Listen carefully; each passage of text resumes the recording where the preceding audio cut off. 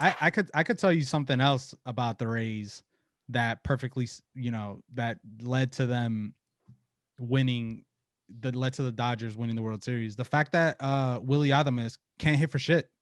But Like, neither can Kevin Kiermaier. But somehow he was hitting home runs this postseason. but yeah, that's what I'm saying. Like, even Kevin Kiermaier managed to string together a couple of good at bats in the World Series. He had good at bats in the entire postseason. Willie Adames, I think he had one key hit in the entire postseason, but every time he came up to bat, it was either a slow dribbler, I'm talking about the World Series now, or a Mhm. strikeout. And this guy goes up to bat, your last chance for anything for the entire season. You're the Tampa Bay Rays, the little train, the little boat that could. What's the saying? Little Little engine that could. The little engine that could. And you go up there and you don't even swing the bat. Like, come on, man. Even I would have swung the bat, and I strike out Willie a lot. Willie Adames this postseason from Santiago. By the way, I can't believe you're shitting on a guy I from don't the care, motherland, man. man. I'll tell him straight to his face. I'm like, you disgraced us over there, man. Like, 8 hits in one. Let me see, 2, 5, 7. That's 9, and 5 is 14. 20 games in 20 postseason games. He strung together 8 hits. I don't want to count the plate appearances because there were too what many about series. what But he about the he never World hit above Series? the Mendoza line in any series this postseason. And you know what? To be fair, his defense saved runs Yeah. in the postseason. His defense is outstanding. Mm-hmm. I get that. But man, like, I think we got to rethink this whole analytics thing. I think there's way too many bullpen arms, and we've discredited what hitting a baseball is in the major leagues. There had to be somebody in that lineup that could have put together a better at bat than Willie. Who's this guy's name? The giraffe neck. What the fuck is his name? um, Joey Wendell.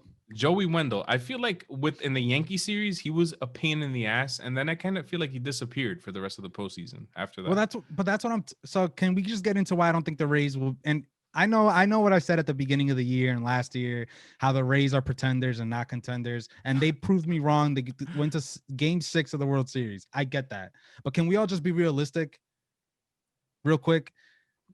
We can say that a big reason they won that game won the series against the Yankees was the Devi Garcia start, right? That was a Mhm. momentum shift. So but we could not even count that. They go to 7 games with the Astros, who was a below 500 team. Uh, and I think we could agree that the Rays were a better, position for position, even pitching, bullpen, everything. They were a better team than the Astros. Yet that it went to Game 7, but it wasn't just that they went to Game 7. They came back from 3-0 to Game 7, and it was a close game. Uh, and then throw on top of that mixture that they were a home run or nothing team, and I'm pretty sure the Dodgers out homered the Rays in the World Series, and you can go to that side all you want, but we bash the Yankees every year for being a home run or nothing team. The Rays are literally a home run or nothing team, and they rely on like 6 to 7, 9 guys out of the bullpen every day to get the job done. I don't think that's not a good team to me. That's just a team that's putting band-aids around an okay team and putting makeup on a pig and getting by. And I know it's Game 6 of the World Series, but I think we have to also remember that this was a shortened season. We don't even know if the Rays would have been in the World Series in a regular season. Uh, and I also think that we overlook how hard it is to get the job done in the postseason. So for people saying, "Oh, the Rays will be fine," I don't know about that, man, because we thought the Red Sox would have been a good team for a long time, and they weren't nowhere We close to did. even. We did. We did. Who? I did what the 111 games in 2018. Like, you really thought that the Red Sox would be this bad in 2020? I mean, I know we lost Chris Sale and we gave I away Mookie Betts and mean, we lost David Price, and a lot of that's lot a lot of perfectly career valid years that reason. in 2018. A We lot of could say career the years. same. We could say the same thing about the Rays. We could say the same thing about the Rays. No, I I, mean, I think I think you're right. I think the Rays are, and I don't think it was like putting band-aids. I think the Rays are built this way on purpose. Like, their bread and butter is their bullpen, and bullpen arms are the cheapest arms, and I think that's why the Rays have the smallest payroll with the highest record. They have a lot of players that are under control that don't claim a lot of money. a lot of hitters that maybe on any other team might be like 5, 6, 7 hitters in a lineup. Um, in a lot of ways, they got lucky because of Randy Rosarena, who I think is the real deal. I don't think he's a fluke. Um, I think that they're built this way purposefully, but I think that because of that, it's what cost them in the postseason. Because from the division series all the way through the championship series, there wasn't a day off. I think they only had one day off in between the DS and the CS because they went 5 games with the Yankees and 7 games with the Astros. Yep. And I think that kind of taxed their bullpen a little bit. And you had Nick Anderson wasn't the same as he was in the regular season. And I think that ultimately, had their bullpen been top notch, had they had some days off, maybe some rest days, full speed, whatever, maybe we're talking about a completely different thing right now. Who knows? And I just got to throw this in there too. Let's until the Rays win the World Series, let's stop giving them credit for building a team under the salary cap of $50 million, because this is gonna go like two ways, and I don't care. All right. I don't think I've ever seen a more boring, besides a Rosarena, I don't think I've ever seen a more boring baseball team. I'm so happy this team did not win the World Series. How When about you see G-Man guys, Choi, man? That guy was doing I at love first that. base. I love that guy, but he wasn't even they didn't even include him in he didn't start every game. He's not an No. everyday starter. I think there's still something to the point of these multi-million-dollar superstar talents who are everyday starters. No matter what, these guys are going to be in the lineup because they're that much of a difference maker. They only had one guy, in my opinion, a Rosarena, period. Lau hit 3 home runs in the World Series, but He came alive in the World Series. Yeah. he came alive in the World Series. I'll give him that. But besides Blake Snell, a Rosarena, it's just not an exciting baseball to watch. And I'm looking at this from a common baseball fan point of view. As a person who loves baseball, all these guys are stars in my eyes. Like they're playing in the major leagues, they're playing in the World Series. But I'm almost happy that they didn't win, because fuck that, man. We need superstar. We need Mookie Betts and Corey Seagers and Clayton Kershaw's and fucking Ronald. We need guys like that at the highest level. I don't think anybody was happy to see Willie Adames strike out. I can't think of another, besides Carlos Beltran taking a hanging curveball down the middle in their postseason game. You know, I don't know, man. I'm not giving that team credit. I'm not a believer.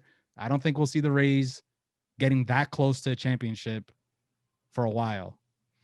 Ouch. Wow. I think I'm going to disagree with you there, only because I think the Red Sox are going to be at the bottom of the division for quite a while. I think the Orioles they still have some time to come back. I think the Jays are a little bit better. The Yankees are still going to be in playoff contention, and the Rays. And I think of those three teams, the Rays, the Jays, and the Yankees.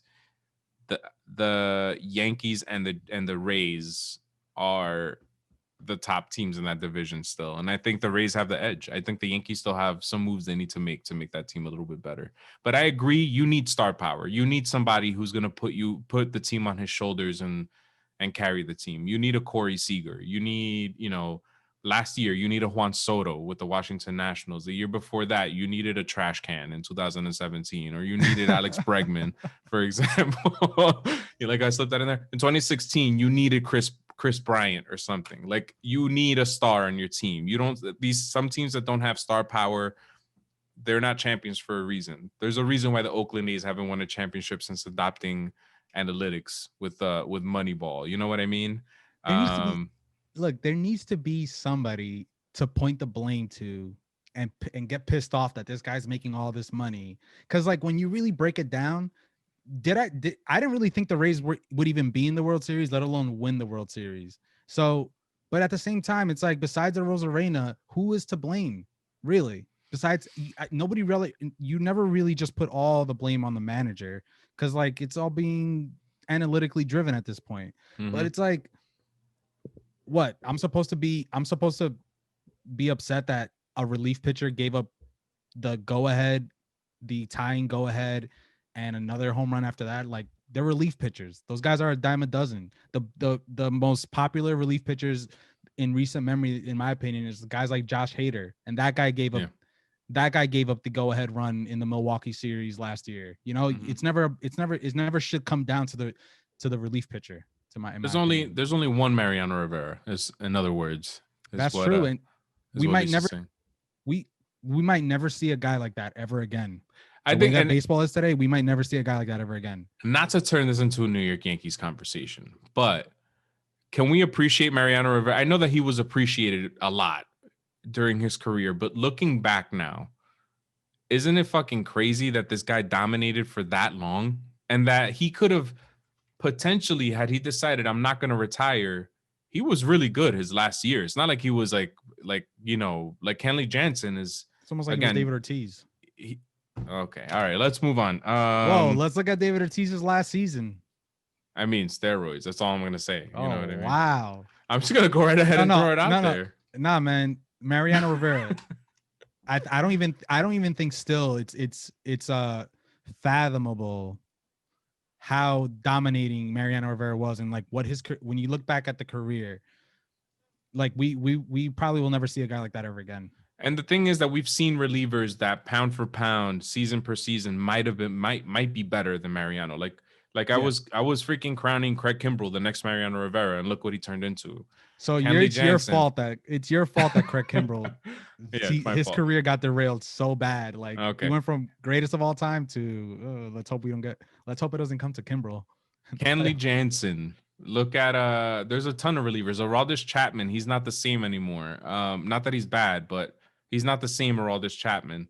There's a lot of great relievers. Josh Hader, like you said, but what are you going to do? There's only one Mariano. There's only one Yankee organization. You just cannot replace those organizations. It's just the greatest of all time. Let's